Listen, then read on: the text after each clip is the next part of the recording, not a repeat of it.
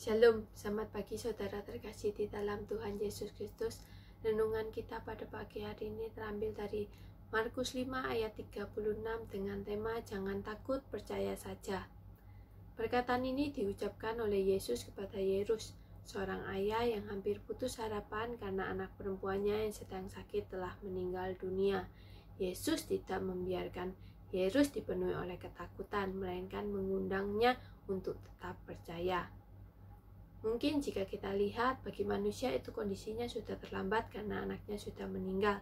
Tetapi bagi Yesus itulah saat yang tepat untuk menyatakan mujizatnya. Perkataan Yesus jangan takut percaya saja tidak hanya berlaku pada saat itu, tetapi juga berlaku pada kita saat ini.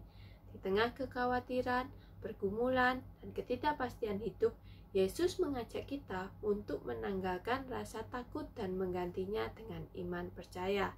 Nah, apa arti kata percaya bagi orang Kristen? Percaya adalah tindakan iman yang lahir dari hati yang sungguh-sungguh mengandalkan Tuhan. Percaya mencakup 3 hal, yaitu percaya berarti mengakui siapa Allah.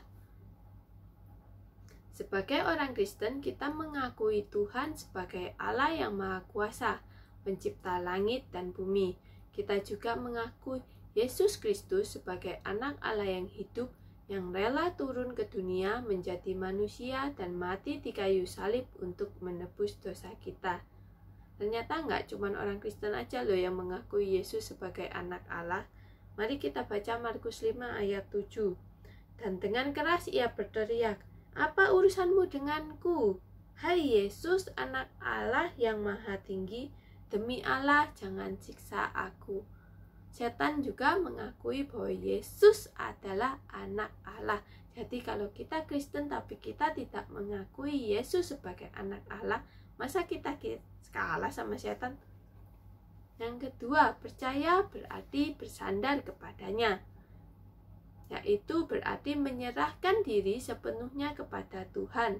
Kita mempercayakan segala halnya, masa depan kita, keputusan kita, bahkan pergumulan hidup kita.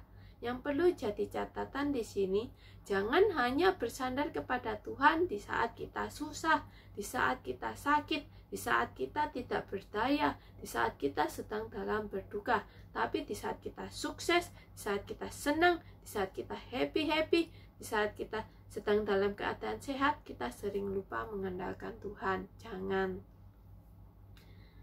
Dengan menyerahkan seluruh hidup kita kepada Tuhan, kita percaya bahwa Tuhan memiliki rencana yang indah buat kita. Kita percaya rancangan Tuhan adalah rancangan damai sejahtera yang mendatangkan kebaikan dan bukan kecelakaan. Yang ketiga, percaya berarti hidup sesuai dengan firman-Nya, karena kita yakin bahwa firman Tuhan adalah kebenaran yang mutlak dan dasar hidup yang sejati. Karena itu kita dipanggil bukan hanya untuk menjadi pendengar saja, tetapi juga menjadi pelaku firman, agar orang-orang di sekitar kita yang tidak percaya menjadi percaya karena melihat tingkah laku kita.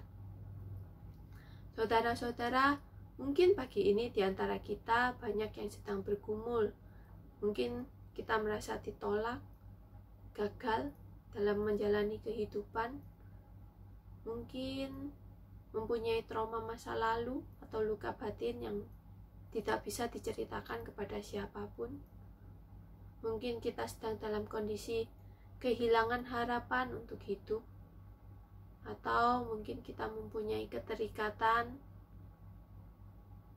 kecanduan yang mungkin belum bisa dilepaskan. Dengarkanlah kabar baik ini. Tidak ada luka yang terlalu dalam yang tidak dapat disembuhkan olehnya. Tidak ada harapan yang terlalu mati untuk dibangkitkannya. Tidak ada kata terlambat untuk bertobat. Yesus tidak datang untuk menghakimi, tetapi untuk menyembuhkan, mengangkat, dan memulihkan. Ketika ia berkata, "Jangan takut, percaya saja," itu bukan sekedar nasihat.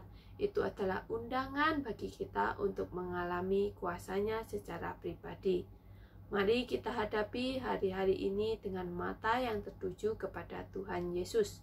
Apapun tantangan yang menanti, ingatlah, Jangan biarkan ketakutanmu menutupi imanmu.